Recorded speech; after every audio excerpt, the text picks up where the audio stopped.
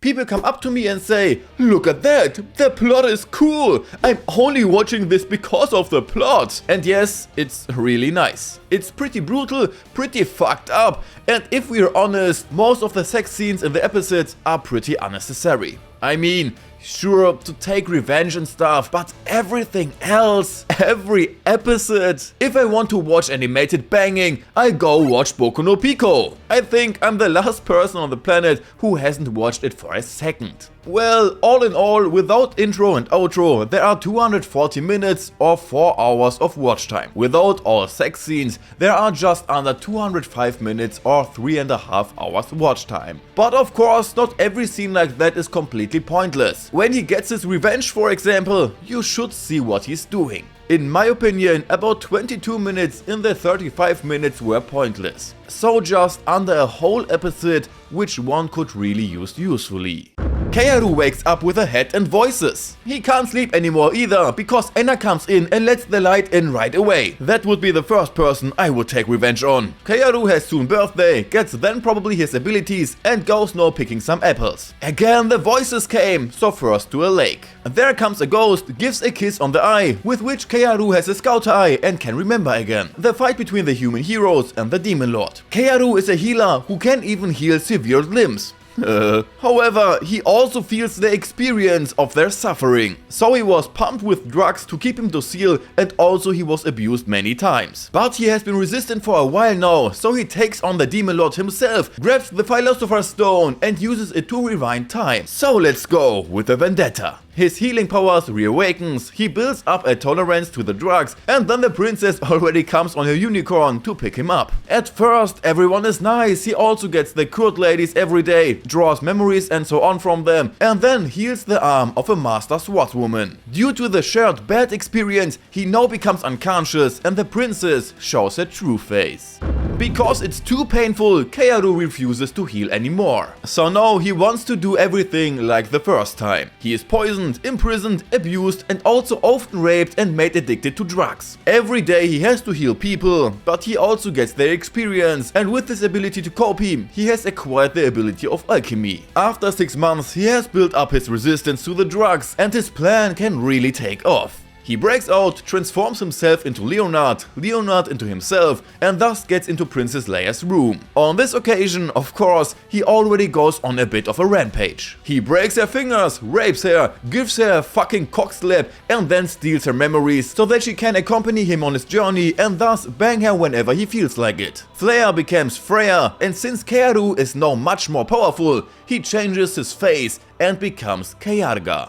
First again, a look into the past, where Kaoru was abused and drugged by Flare, Blade and Bullet. He got his revenge on Flare, so now he wants to get Blade and Bullet. The two wander a little, come to a town whose water is probably contaminated by a monster carcass, and therefore there is probably a disease going around. Kayarga creates an antidote and sells the ampules to make a living. Isn't he actually an alchemist and can therefore make himself rich? Anyway, with the money he wants to buy a slave first. With his eye, he now wants to find a strong companion, preferably one who hates the kingdom as much as he does. Among the 6 slaves, they now come to one from the Wolf clan, but, as I said, she is sick. But that's no big deal, he buys her for cheap money and heals her later.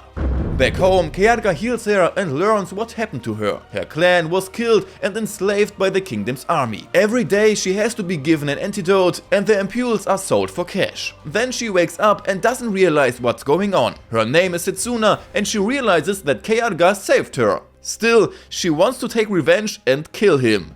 Fucking furry. Then after rebuking her, Kayarga says he can make her strong enough to get her revenge. Of course he brushes her furry for it. Furry care is important after all. Next, the soldiers want to kill and enslave more of the Wolf clan. But not with Kayarga helping Setsuna get revenge. After the battle is won, they can clean up the city's water and Setsuna gets her care again. Of course Kayarga likes the way his life is going now. Oh, and Leonard, who looks like Kaoru, now wants revenge on Kayarga. Have fun at the lake, if you understand. On the way to sell more ampules, they are approached by an escaped soldier if Kayarga would sell the one from the Wolf Clan for a gold coin. When he wanted to get physical, they first took his experience and his state badge. When selling ampules, they wanted to cheat Kayarga, but that didn't work out either. On the way back, the Swordmaster Kurea, who was sealed in episode 1, comes and fights Kayarga. He wins, then lets her rest at his place to pull her to his side along with Freya or Flare respectively, to repay her debt from episode 1. Yes, you can guess the rest. At the end you can see Anna and Co being held captive by the royal army. The soldiers went with the prisoners to the city, where Kayarga, of course, immediately realizes that they are the inhabitants from his home village. This is a pretty effective plan to lure Kayarga out. The sort of revenge plan for the revenge plan. Kayarga transforms into a soldier of the time, gets some more infos through another soldier, that for example Leonard raped Anna in front of the assembled village, and then gets Leonard to talk to him. After everyone is knocked out with a tranquilizer, Kayarga looks at what they did to Anna. Of course, doesn't like it. That's why he turns Leonard into a woman and lets some ogre man, no idea what they should be, abuse and kill him. Anna is dead, Kayarga is very sad and angry. So he lets it all out on Freya and Setsuna for now. Freya's little sister Norn has given the order to arrest the residents, and after Leonard is reported missing, she wants to execute the residents in the Colosseum. Kayarga hears about it from Kurea, and as expected, he comes to stop the party. He kills one soldier after another. As an act of desperation, they now kill a few inhabitants. By the way, another move to show that Kayarga has not only external similarity with Kira. He doesn't care about the inhabitants either. The soldiers now use a barrier, because the already blood-soaked Kayarga seems to be unstoppable otherwise. Everyone who doesn't have a jewel will die in the barrier. What, however, was reversed by Freya. Now those with jewel die. Freya speaks then directly with the spectators and says what the kingdom really does in such a way. And yes, that was it then also with the remaining soldiers. A girl with wings is sorry for something. Meanwhile, Kayarga wants to have a divine weapon. Unfortunately, there are only 3 of them so far, and they always adapt to the user. Since Blade and Bullet each have one of them, that actually fits quite well with his plans. In a border town, demons and humans live together more or less peacefully. While eating, they find 2 acquaintances, and then the girl from the beginning joins them. Kayarga sees in her the Demon Lord against whom he fought in the life before, but the current Demon Lord wants to get rid of her. So she is attacked, poisoned and saved by Kayarga. So now he tells her about his plan, wants her to kill the current Demon Lord. He helps her become stronger and all that just so she stays with him. Then there's the morning routine and the end.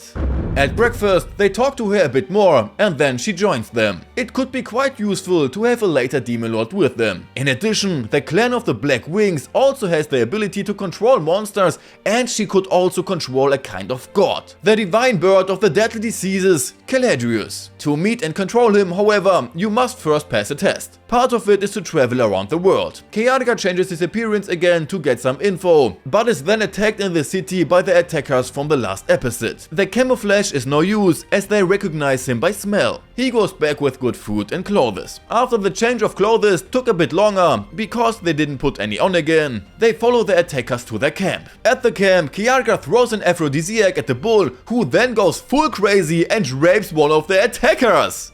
Alright, a few are killed, a few others are taken to the pit to get some more info. After they get the info, the bull lying down there woke up too. Yeah, so rip. In town, they buy a stuff for Freya, meet a merchant, and then the army arrives in town. So Kayarga's revenge can continue. Kayarga already smells his revenge, but who is that? Apparently there's also a very strong guy among the guards, namely Hawkeye, apparently the older brother of Mihawk. But Blade also sees something nice, so she shoves a medicine down her throat and spends the night with her. The merchant becomes more and more familiar to Kayarga, already pretty much a friend. He tells us about Blade's assault, and we learn that she keeps hanging out in a bar. Because Blade only likes women, Kayarga turns into a woman and goes to the bar. Once there, Blade also directly casts an eye on him, or her, or yeah, and mixes sedatives into his drink. He falls asleep, she wants to carry him to her home, but in the process she is attacked by the father of yesterday's daughter. Blade simply throws Kayarga on him, who then had to wake up. So it comes to a fight. She uses the ability of her divine weapon and manages to choke Kayarga unconscious. Tied up in bed, Blade now wants to grope the captured woman. But shit happens, it's a trap! She freaks out and Kayarga takes the chance to use alchemy to free himself from the bed and put Blade to sleep. He uses his skills on her and paralyzes her legs. And now the show can begin. Kayarga chills at the table, eating meat and drinking, while watching these strange orc men or whatever they are supposed to be now, who actually only feel lust and hunger, want Blade. But as long as the lust is greater and they can act out the lust, they won't eat Blade. So she has to seduce them and keep at it. But well, in the end she gets eaten anyway. Her divine weapon transforms back into its original form after her death, which Kayarga now takes. After a brief meeting with Hawkeye, who invites him to join the army and he declines, he made his own divine weapon. It's an arm stuff. Princess Norn is so kind and wants to rid the reverse city of diversity and now wants to slaughter them all. But in the process our merchant friend also dies and there is revenge. Now Kayarga kills the guards and saves the two from the restaurant. At the end there is an announcement from Princess Freya. Season final! Freya says that they should not fight anymore, so they all lay down their weapons. Princess Norn doesn't know why her sister is doing this, she combines everything together, then even comes up to the right conclusion that Kayarga is behind it, and here he comes to say hello in person. In the fight against Hawkeye we also see the abilities of his arm stuff. Kayarga now heals himself automatically and also now he doesn't have to touch any to kill someone. What's a shame with Hawkeye is that he couldn't copy his knowledge and abilities. That leaves the princess. Powerless, she is tied up, slapped a bit, and then there's a literal sibling love. As with Princess Flare, Princess Norn's mind is thus manipulated. Her name is now Ellen and she is loyal to him. What will happen next has already been decided. They want to get the Philosopher's Stone, control Caladrius and kill the Demon Lord. But before it starts, he lays flowers on Camen's grave and honors Anna's memory. As a sign of gratitude, the two rescued give Kayarga a present and he is now looking forward to the rest of the revenge. Just as Bullet is looking forward to him a bit too much. Let's get to the results. 10 good episodes, 2 average episodes and no really bad episodes. I really like the idea, the realization was also very nice, so for me a second season can definitely come.